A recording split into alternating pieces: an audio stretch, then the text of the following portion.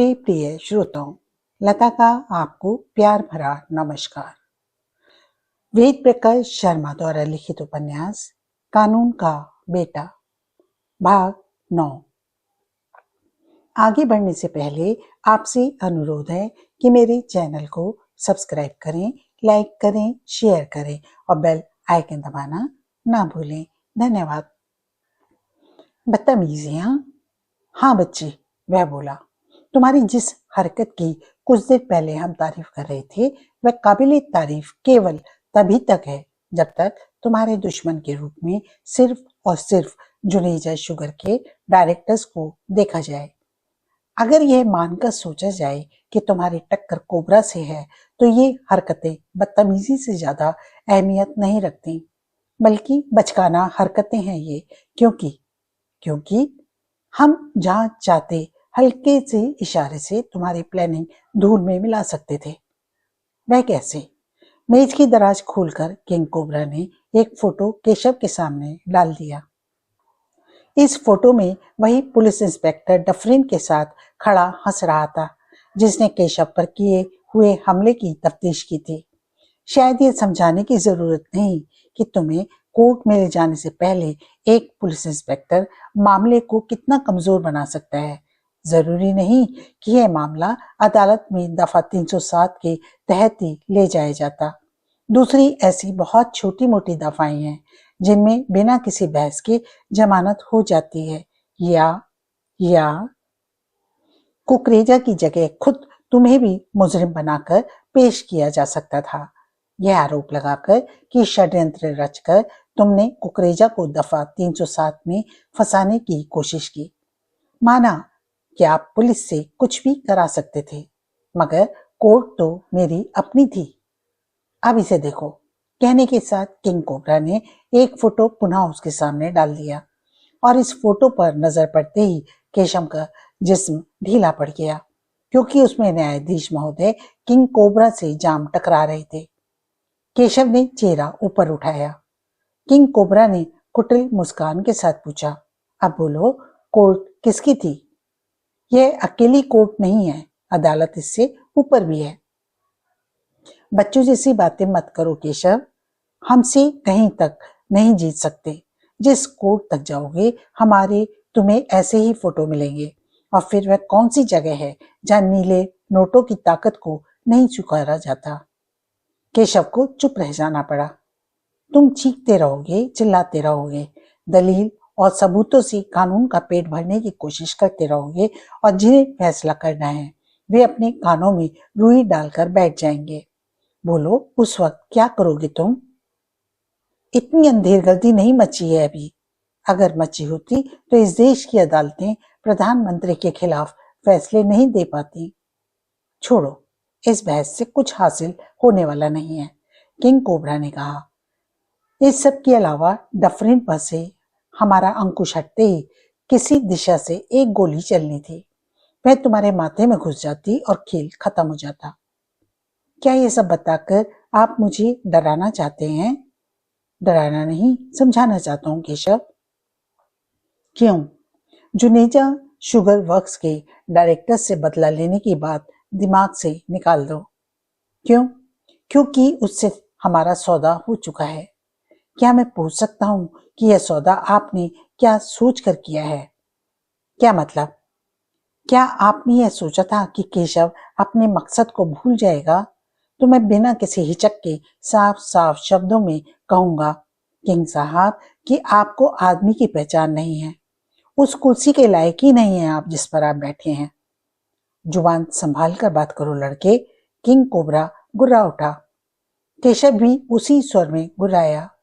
केशव का दिलो दिमाग और जुबान कभी काबू से बाहर नहीं होते किंग साहब। मैं इस वक्त भी एक एक लफ्ज अपने पूरे होश आवाज में बोल रहा हूं। अगर आप में आदमी पहचानने की तमीज होती तो ऐसी कल्पना कभी ना करते कि केशव अपने मकसद को भूल सकता है। नहीं भूलोगे तो भून दिए जाओगे। यह वक्त बताएगा कौन किसे भूनता है। जवाब में कुछ इस तरह मुस्कुराया किंग कोबरा जैसे कोई बुजुर्ग मुस्कुराता है जब कोई बच्चा चांद को अपनी मुट्ठी में कैद कर लेने का जिद भरा दावा कर रहा हो। केशव ने अचानक बेहद दिलचस्प स्वर में पूछा। क्या आप मेरे एक सवाल का जवाब देंगे? कैसा सवाल?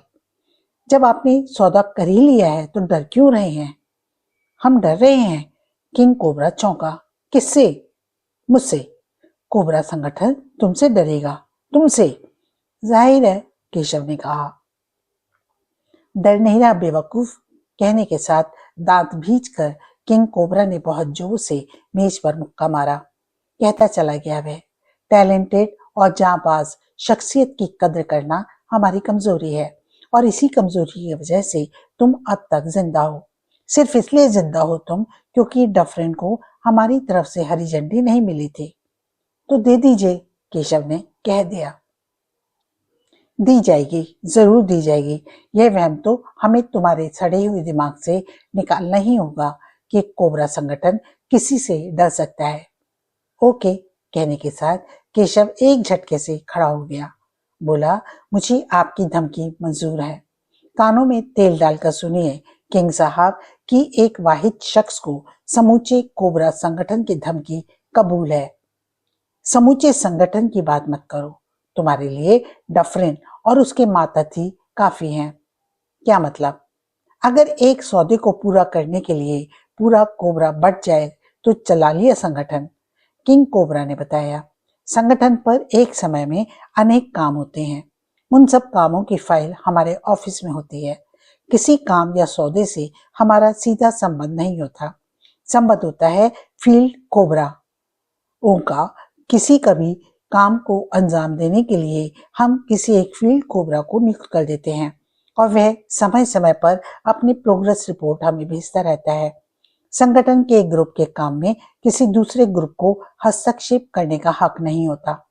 फील्ड कोबरा को अपनी ताकत से ही काम को अंजाम देना होता है और जुनेजा शुगर वर्क्स के डायरेक्टर से जुड़े काम पर हमने डफरिन को नियुक्त किया है। एक फील्ड कोबरा के नाकाम हो जाने पर आप क्या करते हैं? ऐसा कभी हुआ ही नहीं। बड़े ही दिलचस्प स्वर में पूछा केशव ने। मान लीजिए इस बार हो जाता है। दूसरे फील्ड कोबरा को उसकी पूरी ताकत के साथ उसी काम पर नियुक्त कर देंगे। उसके नाकाम होने पर तीसरे को, और उसके नाकाम होने पर जाहिर है कि चौथे को। मगर तुम कहना क्या चाहते हो? जिस तरह आप मुझे कुत्ते की मौत मरते नहीं देख सकते, ठीक उसी तरह मैं भी अंडरवर्ल्ड से कोबरा का नामो निशान मिटते नहीं देख सकता। ओह, तुम सारे संगठन का नामो निशान मिटा दोगे? यकीनन किंग साहब। दुनिया की सबसे विचित्र आंखों में झांकते हुए केशव ने अपना एक एक शब्द चबाया। अगर समूचा कोबरा संगठन मेरे रास्ते में आया तो आप सहित कोबरा के एक एक मेंबर के परखच्चे उड़ा दूंगा। मैं अंडरवर्ल्ड से आपके साम्राज्य को नेस्तनाबूद ही नहीं कर दूंगा, बल्कि जड़ें तक उखाड़कर झोंक दूंगा। ओहो, किंग कोबरा ने डरने का शानदार अभिनय किया। बस बेटे बस, इससे ज्यादा कुछ मत कहो। हमारे रोंगटे खड़े हो गए हैं, दिल कांपने लगा है। सिर्फ सुनकर? हाँ, सिर्फ सुनकर। तो दिल को संभाल कर रखिएगा। जब वह वास्तव में होगा तो मैंने कहा है तो कहीं हार्टफील के साथ आपके प्राण पखेरु न उड़ जाएं। कहने के बाद वह मुड़ा और तेज कदमों के साथ उस तरफ बढ़ गया जिधर लिफ्ट प्रकट होती थी। अपनी सीट पर बैठा हल्की मुस्कान के साथ किंग कोबरा उसे देखता रहा। शीशे वाले हॉल के बीचों बीच पहुंचकर केशव रुका, पलट कर बोला, अब लिफ्ट को यहाँ बुलाने के लिए बटन दबाइए किंग साहब। किंग कोबरा ने पूछा, जाना चाहते हो? मेरी तरफ से बात पूरी हो गई है। क्या निश्चय किया? अब देखना यह रह गया है कि वक्त आपको मेरी लाश सिखाता है या कोबरा संगठन की तबाही। संपूर्ण संगठन से टकराने के तुम्हारे हौसले की दाद देने के साथ ही हम यह वादा करते हैं कि अगर तुमने डफरिन और उसके ग्रुप को नेस्तनाबूद करके अपना काम पूरा कर लिया तो हम इसी हॉल में न सिर्फ तुमसे अपनी शिकस्त कबूल करेंगे, बल्कि सभी फील्ड कोबराओं की मौजूदगी में अपने हाथ से तुम्हें खुद सम्मानित करेंगे। मगर एक वहम हम इसी वक्त तुम्हारे दिमाग से निकाल देना चाहते हैं। वह क्या? डफरिन और उसके ग्रुप तथा कोबरा संगठन की ताकत में कोई फर्क नहीं है। बात एक ही है, यह तुम्हारा दुर्भाग्य है कि डफरिन की ताकत को संगठन की ताकत से कम आंक रहे हो। ना हमने पहले कभी एक मिशन पर 2 फील्ड कोबराओं को नियुक्त किया है और ना ही इस मिशन पर नियुक्त किए जाएंगे। बस हमारी तरफ से तुम्हें यही स्पेशल फैसिलिटी दी जा रही है। केशव किसी फैसिलिटी का मोहताज नहीं, जानते हैं, मगर फिर भी होगा वही जो हम कह रहे हैं। किंग कोबरा बराबर कहता चला गया। अब हम सिर्फ तुम्हारे और डफरिन के बीच होने वाली जंग का नजारा देखेंगे, उस जंग के फैसले का इंतजार करेंगे, ठीक उन दर्शकों की तरह उतनी ही दिलचस्पी से जो रिंग में चल रही फाइटिंग देख रहे होते हैं। केशव ने कहा, बटन दबाइए, यहाँ से जाना चाहता हूँ। 5 स्टार के शीर्ष पर मंथर गति से चल रहे शीशे के हॉल में डफरिन उसी चेयर पर बैठा था जिससे कुछ देर पहले केशव उठकर गया था। वह किंग कोबरा से कह रहा था, बब्बन और अनुपम जुनेजा बहुत उखड़े हुए नजर आ रहे हैं सर। संगठन के बारे में काफी उल्टी सीधी बातें कर रहे हैं वे। उनका उखड़ना वाजिब है। समझ नहीं पा रहा हूं सर कि आपने मुझे केशव के विरुद्ध कार्रवाई करने से क्यों रोक रखा है। जब यहाँ से उठकर जाओगे तब तुम्हारे पास वे ही सब अधिकार होंगे जो किसी मिशन को करने के लिए होते हैं। हमारा कोई आदेश अब तुम्हारे आड़े नहीं आएगा। Thank you sir, thank you very much. मगर यह मिशन तुम्हारा इम्तिहान है डफरिन। क्या मतलब सर? यूं समझो कि इस मिशन के दौरान समूची संगठन की इज्जत, प्रतिष्ठा और अस्तित्व की जिम्मेदारी तुम पर और सिर्फ तुम्ही पर टिकी होगी। मैं समझा नहीं। केशव से सिर्फ तुम्हें टकराना होगा। सिर्फ मुझसे क्या मतलब? तुम्हें और तुम्हारे ग्रुप को। किंग कोबरा ने कहा, संगठन के अन्य ग्रुप के किसी मेंबर का तुम्हें सहयोग हासिल नहीं होगा। यह तो कोई नई बात नहीं है सर, हमेशा ऐसा ही होता है। मिशन फील्ड कोबरा को सौंपा जाता है, अपने ग्रुप के बूते पर ही वह उससे निपटता है। किसी अन्य ग्रुप के एक भी मेंबर का सहयोग हासिल नहीं होता उसे। हाँ, यह कोई नई बात नहीं है, हमेशा ऐसा ही होता है। मगर फिर भी जाने क्यों यह बात कहते वक्त हमें ऐसा लग रहा है जैसे तुमसे कोई नई बात कह रहे हो। मैं समझा नहीं सर। कोई भी फील्ड कोबरा अपने मिशन में आज तक नाकाम नहीं हुआ है ना? नहीं। कल्पना करो कि कभी नाकाम हो जाता है तो उसी मिशन पर दूसरे फील्ड कोबरा को उसकी पूरी ताकत के साथ नियुक्त कर दिया जाएगा।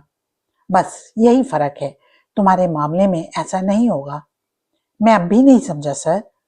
अगर उसने तुम्हें नाकाम कर दिया तो किसी अन्य फील्ड कोबरा को इस मिशन पर नियुक्त नहीं किया जाएगा। हल्की सी मुस्कान उभर आई डफरिन के होठों पर। बोला, क्या आप ऐसा सोचते हैं सर कि वह मुझे नाकाम कर देगा? हम नहीं सोचते, बल्कि वह समझता है।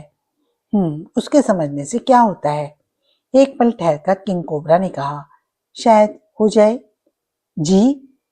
क्या तुम कल्पना कर सकते हो कि हमारे सामने यहाँ इस हॉल में कुर्सी पर बैठकर, जिस पर इस वक्त तुम बैठे हो, कोई शख्स समूचे संगठन को नेस्तनाबूद करने का दावा कर सकता है? नहीं, उसने किया है। केशव ने हमारी आंखों में आंख डालकर यह दावा किया। उसने दिमाग खराब हो गया उसका। और फिर दावा करने और काम को कर दिखाने में बड़ा फर्क होता है सर। खैर, जवाब में आपने क्या कहा? क्या कहना चाहिए था हमें? कहना चाहिए था कि समूचे संगठन की बात तो बहुत बड़ी है, पहले वह उसी ग्रुप को नेस्तनाबूद करके दिखा दे जिसे उसके विरुद्ध काम सौंपा गया है। ठीक यही कहा था हमने। उस बड़बोले के लिए जवाब यही था सर। जब उस अकेले शख्स ने इतने ठोस और दृष्टता भरे अंदाज में समूचे संगठन को ललकारा तो हमारे समूचे वजूद में चिंगारियां सी सुलग उठी। लगा कि अगर एक वाहिद शख्स के इस चैलेंज को कबूल करते हैं तो जंग से पहले ही संगठन शिकस्त की सी स्थिति में होगा। और संगठन की इज्जत प्रतिष्ठा इसी में थी कि उसे सिर्फ तुम्ही से टकराने का न्योता दिया जाए। मैं आपसे सहमत हूँ सर। अब जबकि सारे हालात तुम्हें बता दिए गए हैं, समझ गए होंगे कि संगठन की प्रतिष्ठा और इज्जत तुम्हारे और सिर्फ तुम्हारे ही हाथों में क्यों है। हालांकि अपनी तरफ से वह जंग अभी यह सोचकर लड़ेगा कि उस सारे संगठन से टकराना है, मगर हमारा बड़प्पन इसमें है कि तुम्हारे ग्रुप के अलावा किसी अन्य मेंबर की जरूरत ना पड़ी। नहीं पड़ेगी सर। सोच लो, तुम्हारी शिकस्त समूचे संगठन की शिकस्त मानी जाएगी। आप बेवजह चिंतित हैं। चिंतित तो हैं मगर बेवजह नहीं। वजह क्या है? वजह यह है कि तुम्हारी टक्कर केशव से है। जवाब देने से पहले डफरिन ने एक पल कुछ सोचा। बोला, तो आपकी शान में गुस्ताखी सर, मगर फिर भी इजाजत हो तो एक बात कहूं? कहो।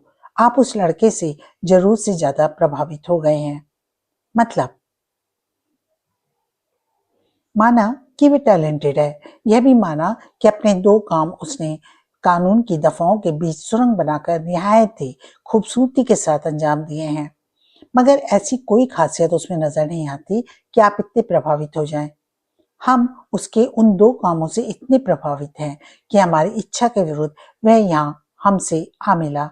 जिस अंदाज में वह हमसे बात करता है, उस अंदाज को अगर देख लो तो निश्चय ही तुम भी उतने ही प्रभावित हो जाओगे जितने हम हैं। बातें बनाने और काम करने में फर्क होता है सर। क्या तुम नहीं मानते कि इस हॉल में हमारे सामने बैठकर बातें बनाने के लिए भी गज भर का कलेजा चाहिए? मानता हूं। तो यह भी मानना होगा कि उसमें कलेजा है, किंग कोबरा ने कहा। हालांकि ये कल्पना हम भी नहीं कर सकते कि वह तुम्हारा बाल भी बांका कर पाएगा, परंतु यह सच है कि वो मरने से नहीं डरता। तो और हमारा अनुभव ये है डफरिन कि जो मरने से नहीं डरता वह दुनिया का सबसे खतरनाक शख्स होता है। जाने वह क्या कर बैठे जिसे मरने का खौफ नहीं, वह दुनिया का बड़े से बड़ा काम कर सकता है। आप कहना क्या चाहते हैं?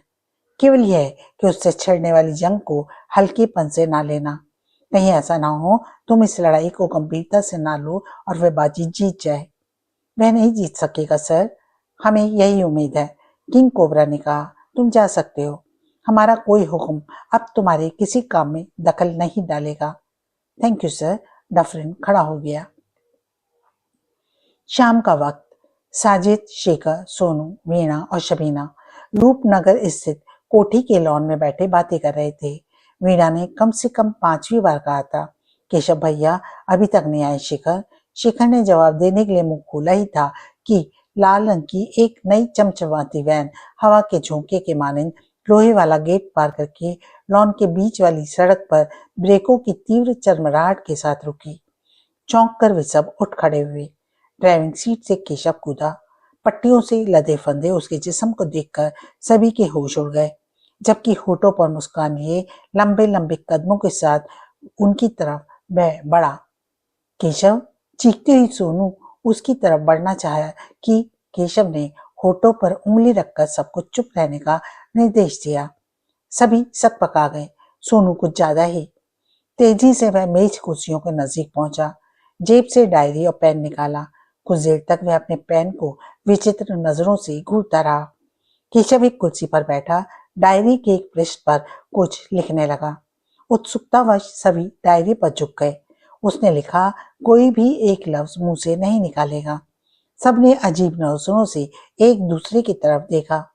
केशव ने डायरी में आगे लिखा, सब अपनी जेबें खाली कर दें।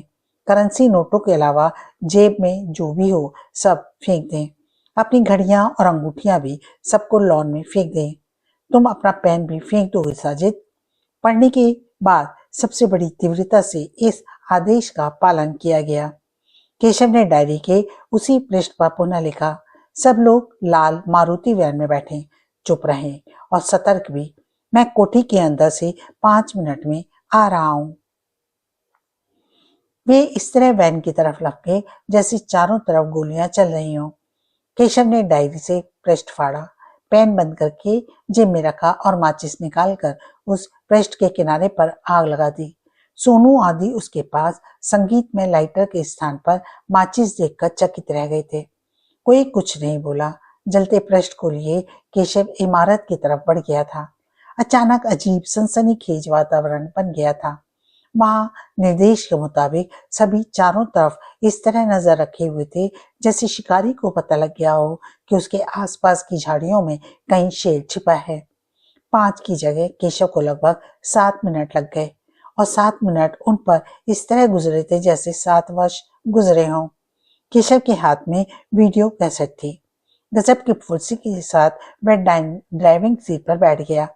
वैन स्टार्ट हुई और बड़ी तेजी के साथ बैक होकर लोहे वाले दरवाजे को पार कर गई।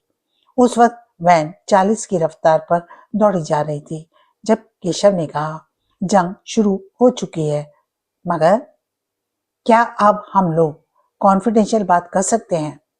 अगर किसी की जेब या शरीर पर कोई ऐसी चीज ना हो जिसमें माइक्रोफोन फिट किया जा सके। ओह, आपने इसलिए लॉन में जेबें खाली कराई थी? केशव चुप रहा। सोनू बोली, तेरी जेब में तो अभी पेन है केशव, इसे मैं चेक कर चुका। क्या हम लोगों की जेबों में माइक्रोफोन थे? गारंटी से नहीं कह सकता, केशव ने कहा, मगर जितना सब कुछ किंग कोबरा को पता था उससे लगता है कि हमारी एक एक सांस गिनी जा रही थी। मुमकिन है अब भी गिनी जा रही हो। संभावना कम है क्योंकि जितनी सावधानियां बरती जा सकती थी बरत चुके हैं। यह गाड़ी मैं सीधी शोरूम से लाया हूं और अभी तक एक क्षण के लिए भी अकेली नहीं छोड़ी है। इस सब के बावजूद अगर हमारी बातें सुनी जा रही हों तो भी कुछ नहीं कर सकते। वैसे इस वक्त यही माने हुए हूं कि कम से कम ये बातें कोबरा के मेंबर्स तक नहीं पहुंच रही हैं। साजिद ने कहा, जंग तो उसी क्षण शुरू हो चुकी थी जब आपने खतरनाक कोबरा को कोठी से धक्का देकर निकाला था। उस वक्त तो आपने एकदम से इतनी सावधानियां नहीं बरती थी। यह बात मुझे आज ही पता लगी कि हमारी सांसें तक गिनी जाती हैं। कैसे? मेरी मुलाकात किंग कोबरा से हुई थी। किंग कोबरा से? एक साथ सभी के मुंह से निकला। हाँ। कब? कहाँ? 5 स्टार के शीर्ष पर, घूमते हुए कांच के उसी हॉल में जिसे किंग कोबरा का ऑफिस कहा जाता है। आप वहां गए थे? उसने बुलाया था मुझे। मगर आप वहां गए जब आपको मालूम था कि जंग शुरू हो चुकी है, आप खतरनाक कोबरा को बेइज्जत कर चुके हैं। ऐसी हालत में उसकी मान में घुसकर बात करने जाना कहाँ की होशियारी होगी। मैं खुद भी उससे मिलना चाहता था। क्यों? उसे ये बताने कि मैं उसके संगठन को नेस्तनाबूद कर दूंगा। आप पागल हुए हैं क्या? केशव हौले से मुस्कुराया और बोला, तुम गलत अंदाज में सोच रहे हो साजिद। किंग कोबरा इतना छिछोरा नहीं कि प्रतिद्वंदी को बात करने पास बुलाकर धोखे से खत्म करे। आपको किस लिए बुलाया था उसने? छोड़ो, काफी बातें हुई हैं और सारी बातें डिटेल में बताना मुमकिन नहीं है। संक्षेप में समझ लो कि इसमें कोई शक नहीं कि डफरिन को एक्शन में आने से उसी ने रोका था और मेरी आज की मुलाकात के बाद किंग कोबरा की तरफ से डफरिन को हरी झंडी मिल गई होगी। यानी एक्शन शुरू? वीणा बोली। करेक्ट, केशव ने कहा। एक्शन शुरू हो चुका है। एक्शन भी ऐसा कि अगर इस वक्त हम कोबरा की जानकारी और रेंज में हैं तो हम एक विस्फोट के साथ इस वैन और हमारे जिस्मों के परकच्चे उड़ सकते हैं। ऐसा? साजिद हंसा। इस जंग को फतेह करने की मैंने एक योजना बनाई है। क्या? योजना के मुताबिक फिलहाल हम इस जंग को 3 मोर्चों पर लड़ेंगे, केशव ने कहा। पहला मोर्चा साजिद और शबीना को संभालना है, शेखर और वीणा को, तथा तीसरा सोनू को। कौन से मोर्चे हैं वे? मैं, वीणा और शेखर इसी पल से गायब हो जाएंगे, केशव ने बताया। गायब से मतलब ये होगा कि कोबरा के मेंबर्स लाख सर पटकने के बावजूद यह नहीं जान सकेंगे कि हम कहाँ किस रूप में रहते हैं। क्या आप रूपनगर वाली कोठी में नहीं रहेंगे? शबीना ने पूछा। नहीं, जंग को फतेह करने से पहले हम वहां नहीं जाएंगे। क्यों? क्योंकि वह कोली कोबरा के मेंबर्स की नजरों में है। तो अगर हम वहां रहे तो जो भी करेंगे वह कोबरा के मेंबर्स की जानकारी में रहेगा, और जब जानकारी में रहेगा तो हमारा कोई भी कदम सफल नहीं हो पाएगा। सफलता के लिए जरूरी है कि वे जान ना सकें कि हम क्या कर रहे हैं। अगर हम उनकी नजरों में रहे तो वे हम पर सीधा आक्रमण करेंगे, जबकि गायब रहने पर उनका पहला काम यह पता लगाना रहेगा कि हम हैं कहाँ। बात तो ठीक है, लेकिन आप तीनों करेंगे क्या? कोबरा से छापामार जंग लड़ेंगे। अपने इस मिशन में कामयाब होंगे जिसमें ना होने देना कोबरा का मिशन है। हम छापामार फौजियों की तरह प्रकट होकर अपना काम करेंगे और गायब हो जाएंगे। ऐसा बार बार करना होगा जब तक हम अपने मकसद में कामयाबी हासिल ना कर लें। साजिद ने सलाह दी। गायब तो हम सबको ही हो जाना चाहिए केशव भैया। क्यों? क्योंकि कोबरा के मेंबर्स सीधे खून खराबे में विश्वास रखते हैं। हम में से उन्हें जो भी जहां भी मिलेगा उसे खत्म करना ही उनका लक्ष्य होगा, इसमें कोई शक नहीं। फिर तुम्हारा और शबीना का मोर्चा ऐसा है कि उस पर गायब होकर काम नहीं हो सकता, यानी इनका कोबरा की नजरों में रहना मजबूरी है। शबीना ने पूछा, हमें क्या करना होगा? फाइनेंस कंपनी की देखरेख। क्या मतलब? तुम दोनों को कंपनी संभालनी है। कंपनी का काम ठीक उसी तरह चलता रहे जैसे आज तक चलता रहा है। आप हमें जंग के मोर्चे पर इस्तेमाल करने की बात कर रहे थे। कंपनी का चलते रहना हमारी जंग का सबसे अहम मोर्चा है। शबीना ने शिकायत भरे लहजे में कहा, आप हमें बेवकूफ बना रहे हैं केशव भैया। मतलब? आप हमें जंग से दूर रख रहे हैं। यह बेवकूफाना ख्याल तुम्हारे दिमाग में कैसे आया? यह बेवकूफाना ख्याल नहीं, हकीकत है केशव भैया। कोबरा के खिलाफ छापामार युद्ध आप लड़ेंगे, उसमें हम आपके साथ नहीं होंगे। मेज कुर्सी पर बैठकर काम करते हैं, जो इस जंग से पहले कर रहे थे। जंग में शामिल कहाँ हुए हम? अगर सरहद पर लड़ने वाले फौजियों को रसद ना पहुंचाई जाए, डॉक्टरी सहायता ना दी जाए, तो क्या वे लड़ सकते हैं? नहीं। जो फौजी बॉर्डर पर रसद पहुंचाते हैं, डॉक्टरी सहायता मुहैया कराते हैं, क्या उन्हें जंग में शामिल नहीं माना जाता? माना जाता है। फिर तुम्हारे दिमाग में ये ख्याल कैसे आया कि मैं तुम्हें जंग से अलग रखने का प्रयत्न कर रहा हूं? तुम दोनों, हम तीनों को हर किस्म की मदद पहुंचाने के मोर्चे पर तैनात होंगे। शबीना ने कहा, मैं समझी नहीं।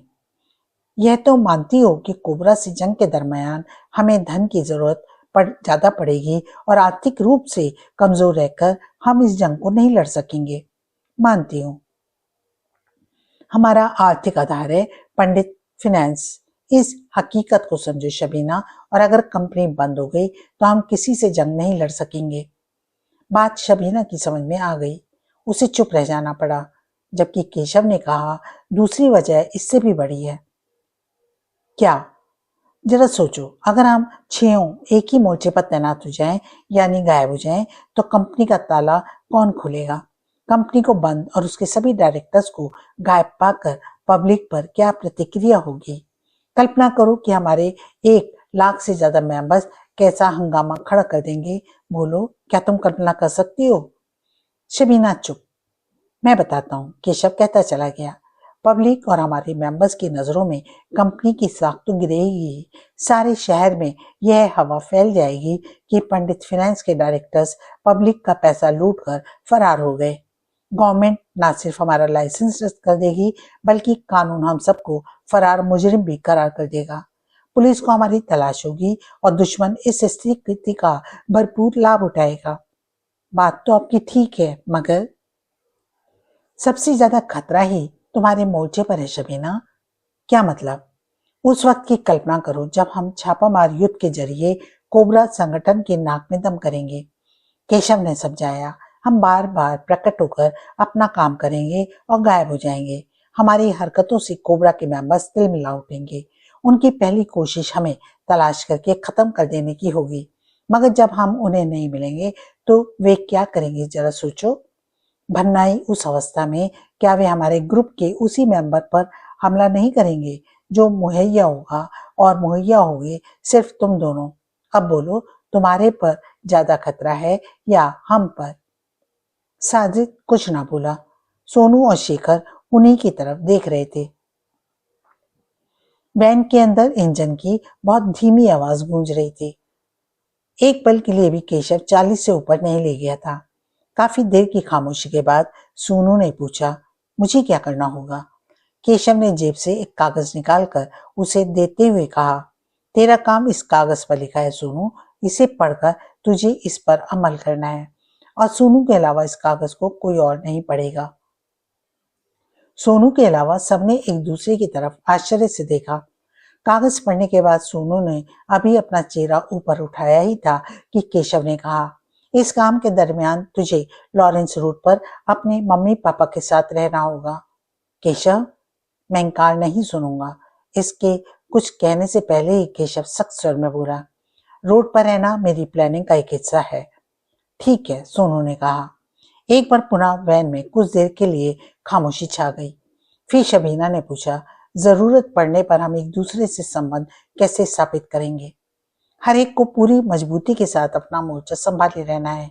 भूल कर भी किसी को किसी से संबंध स्थापित करने की जरूरत नहीं है, क्योंकि कोई एक कोबरा के मेंबर्स की नजरों में हुआ तो ऐसा करने पर दूसरा भी उसकी नजरों में आ जाएगा। फिर हम आपस में जिससे भी संबंध स्थापित करना होगा मैं खुद करूंगा। ठीक है, अब मैं प्लाजा थिएटर के नजदीक सिर्फ 1 मिनट के लिए वैन रोकूंगा साजिद, केशव ने कहा। तुम्हें और शबीना को वहां उतर जाना है। यहाँ से टैक्सी पकड़कर तुम सीधे रूपनगर जाओगे। ओके। इसके बाद साजिद और शबीना को प्लाजा पर ड्रॉप करने के बाद वैन आगे बढ़ाते हुए केशव ने कहा, हालांकि इस बात की उम्मीद बहुत कम है सोनू कि कोबरा संगठन मेरे अतीत से अनजान होगा, मगर फिर भी सोचता हूँ कि शायद उन्हें यह पता ना हो कि लॉरेंस रोड पर तेरे मम्मी पापा रहते हैं। उन्हें पता ना होने से क्या फर्क पड़ता है? अगर समय से पहले तेरे काम का भेद कोबरा के मेंबर्स पर खुल गया तो सारी योजना स्वतः धाराशायी हो जाएगी। तो अपना काम तुझे पूरी तरह से गुप्त रखना है, और इसके लिए यह भी जरूरी है कि कोबरा के मेंबर्स यह ना जान पाए कि तू लॉरेंस रोड पर रहती है। अगर अब तक नहीं जानते हैं तो आगे भी नहीं जान पाएंगे। उसके लिए सावधानी हमें यहीं से शुरू करनी है। क्या मतलब? इस वक्त हम पंचकुहिया रोड पर हैं। यहाँ मैं वैन को ऐसी छोटी सड़कों की तरफ ले जाने वाला हूँ जिस पर इस वक्त अंधेरा और सन्नाटा होगा। तो जहां मैं कहूँ तुझे चलती वैन से कूद जाना होगा। ओके। कूदने का आदेश मैं ठीक उसी वक्त दूंगा जब वैन किसी सुनसान मोड़ पर टर्न हो रही होगी, और बिना पल गंवाए तुझे कूद जाना है। कूद तो जाऊंगी, मगर चलती वैन से कूद कर मेरी हड्डी पसली तोड़वाने की कोशिश की वजह मुमकिन है कि हमें फॉलो किया जा रहा हो। नहीं, शेखर बोला, इस जॉइंट की तरफ शुरू से मेरा ध्यान है। ऐसी कोई गाड़ी अभी तक मेरी नजरों में नहीं आई जो हमारा पीछा कर रही हो। नजर में ना आने का मतलब यह नहीं शेखर कि पीछा किया ही ना जा रहा हो। मुमकिन है कि प्रत्येक किलोमीटर पर हमें फॉलो करने वाली गाड़ी चेंज हो रही हो। कोबरा संगठन के पास इतने साधन है कि वे कुछ भी कर सकते हैं। शेखर को चुप रह जाना पड़ा। सोनू ने पूछा, हड्डी पसली तोड़वाने के बाद मुझे क्या करना है? हम यह मानकर चल रहे हैं कि कोबरा संगठन की कोई गाड़ी हमें फॉलो कर रही है, इसलिए तुझे मोड़ पर कूदना है और कूदते ही छिप जाना है ताकि कोबरा के मेंबर्स मुझे कूदते छिपते ना देख सके। करेक्ट, केशव ने कहा। जब उनकी गाड़ी उस मोड़ पर टर्न होगी तो वैन उन्हें खुद से उतनी ही दूर दौड़ती नजर आएगी जितनी मोड़ से पहले थी।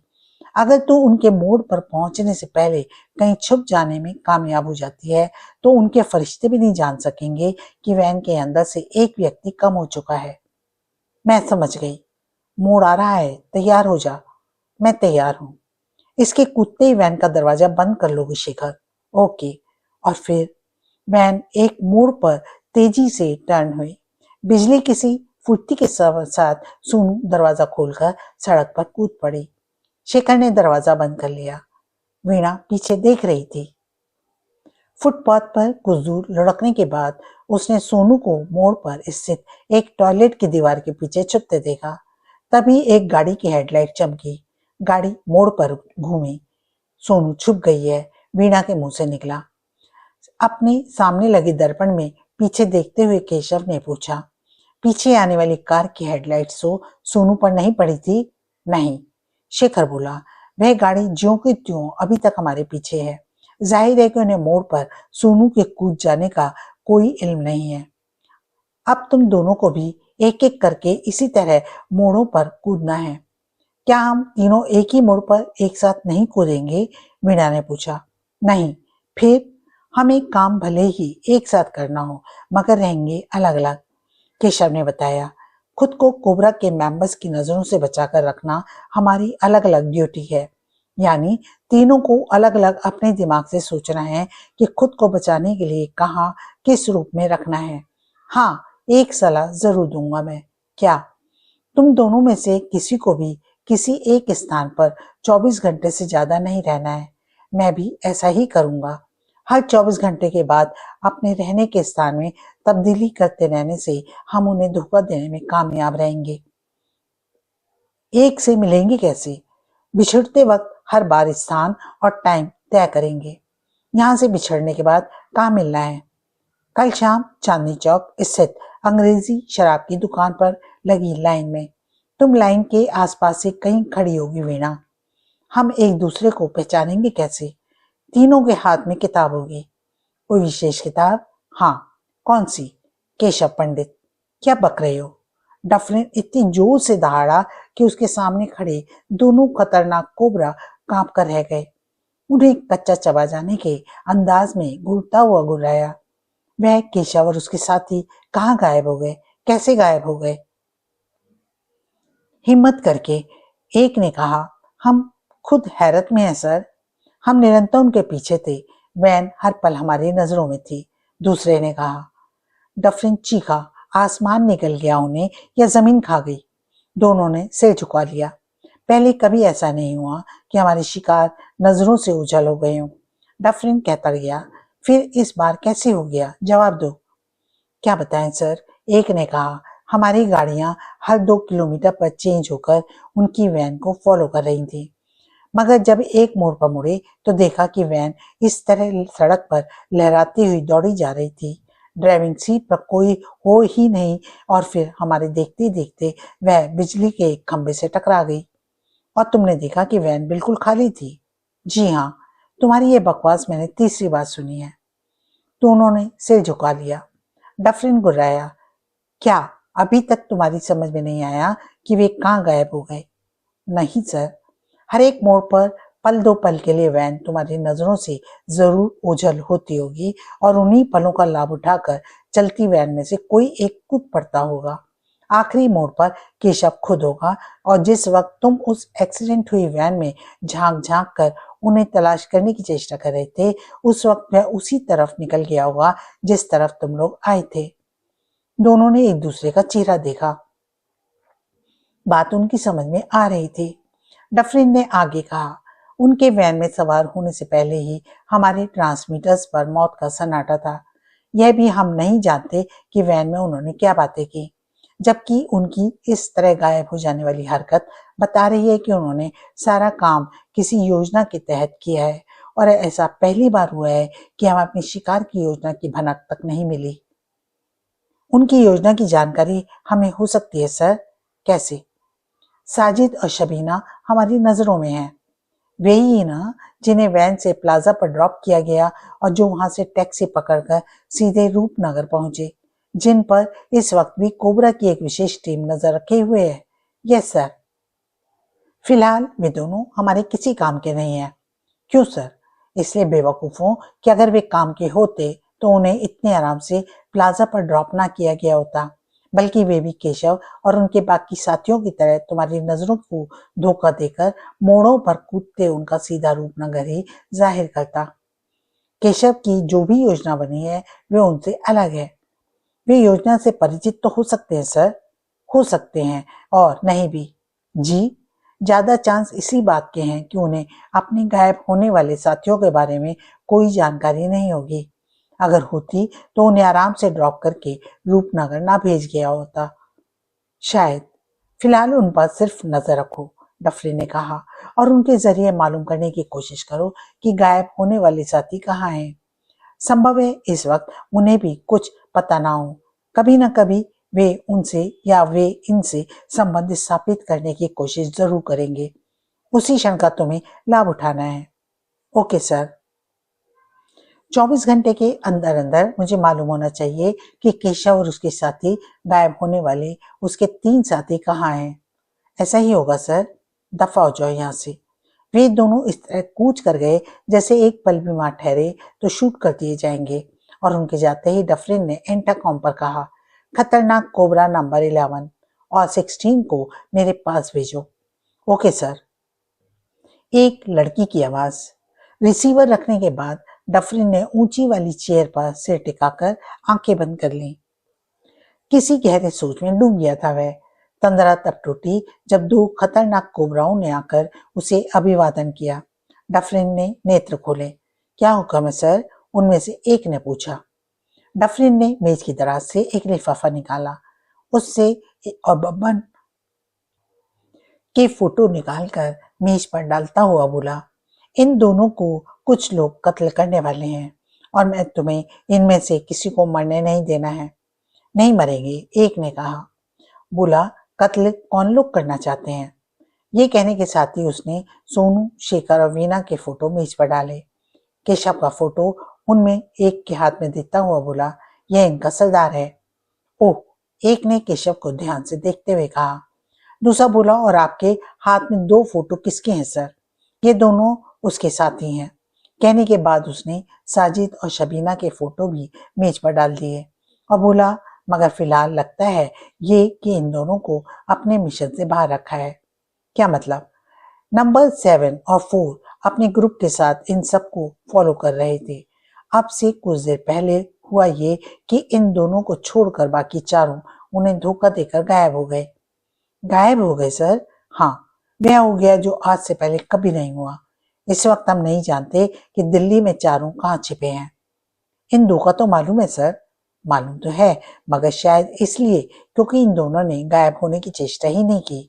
अगर की होती तो शायद ये भी कामयाब हो जाते। और इनकी एक्टिविटी से लगता है कि केशव ने इन दोनों को अपने मिशन से दूर रखा है।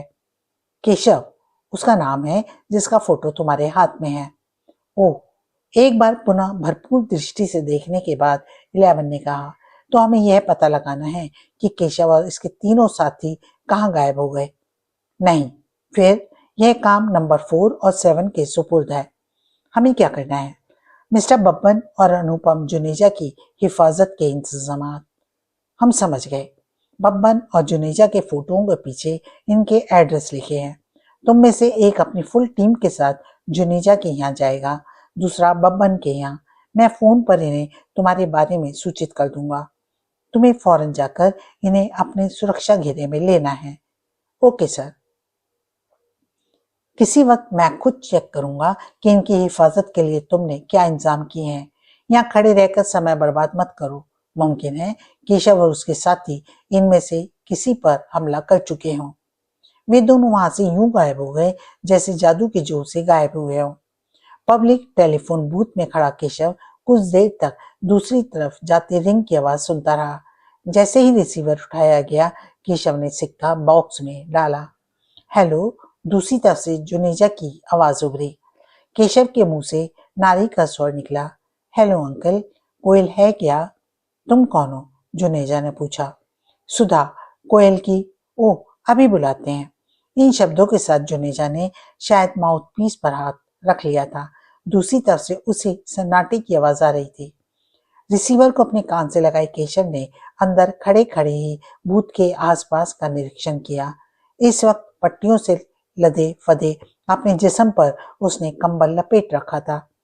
हेलो सुधा, कोयल का चहकता हुआ सर उभरा। केशव ने वास्तविक आवाज में कहा, हेलो डार्लिंग, कहाँ हो तुम? फिलहाल तो दिल्ली में ही हो जाने मन। तुमने तो कहा था 1 महीने में लौट आओगे। सॉरी कोयल। तुम मुझे मिलो, जरा सॉरी वॉरी निकाल दूंगी। केशव धीमे से हंसा, बोला, काम में उलझ गया था कोयल, देर हो गई, वरना तुमसे दूर रहने को दिल किसका चाहता है। कब मिल रही हो? कल दोपहर 2 बजे बुद्धा गार्डन में, कोयल ने फुसफुसाकर कहा। ठीक 2 बजे पहुंच जाना केशव। तुम्हें देखे बिना, तुमसे बातें किए बिना मैं पागल सी हुई जा रही हूँ। तुम्हारे डैडी फोन के पास से हट गए हैं क्या? हाँ, ठीक है, कल मिलेंगे, कहकर केशव ने कोयल के जवाब की प्रतीक्षा किए बगैर संबंध विच्छेद कर दिया और रिसीवर हैंगर पर लटकाने के बाद बूथ से बाहर निकल आया। समीप ही एक रैन बसेरा था। अपने जिस्म को कंबल से ढके केशव उसी में दाखिल हो गया। उसे पूरा यकीन था कि इस वक्त कोबरा के मेंबर्स उसकी तलाश में अच्छे स्तर के होटलों की खाक छान रहे होंगे। रात का 1 बजा था। डफरिन की मर्सिडीज बब्बन की कोठी के बाहर रुकी और उसने गाड़ी से बाहर कदम रखा ही था कि एक गन की नाल उसकी पीठ से आ सटी। साथ ही गुर्राहटदार सरसराहट, हाथ ऊपर उठाओ। अब क्या हमारी मर्सिडीज भी नहीं पहचानते? डफरिन के मुंह से निकला। ओ सॉरी सर, आवाज में हड़बड़ाहट उत्पन्न हुई। अंधेरे की वजह से मैं आपकी गाड़ी को पहचान नहीं सका। नंबर 16 कहाँ है? कोठी के लॉन में मेरे साथ आइए सर। इसके बाद कोबरा के इस गनधारी मेंबर ने एक टॉर्च ऑन की, लोहे वाला द्वार की तरफ बढ़ गए। डफरिन उसके पीछे था। कोठी अंधेरे में डूबी हुई थी, हर तरफ सन्नाटा। इतना तो डफरिन समझता ही था कि वह अंधेरा और सन्नाटा केवल अभी तक है, जब तक कि किसी अवांछनीय व्यक्ति के यहाँ नहीं कदम यहाँ नहीं पड़ते। शीघ्र ही वह लॉन में पहुंचा। लॉन के बीचों बीच अंधेरे में एक कुर्सी डाले 16 बैठा था। डफरिन को वह इमारत के अंदर ले गया। कुछ देर बाद एक कमरे में बैठा 16 उसे बता रहा था, हमारे 2 आदमी कोठी के लोहे वाले गेट के बाहर तैनात हैं। उन्हीं में से एक आपको मेरे पास लाया। डफरिन ने चांसलर की सिगरेट सुलगाने के बाद जो धुएं का गुब्बारा छोड़ा तो राइटिंग टेबल पर रखे ऑन टेबल लैंप के आसपास गाढ़े बादल से छा गए। कमरे में इसी टेबल लैंप का मध्यम प्रकाश था। प्रकाश की किरणें सीधी डफरिन के चेहरे पर पड़ रही थीं। डफरिन का चमकता चेहरा बड़ा अजीब सा लग रहा था। दूसरा कश लगाने के बाद उसने सवाल किया, लोहे वाले गेट के बाद मुझे किसी ने नहीं रोका, क्यों?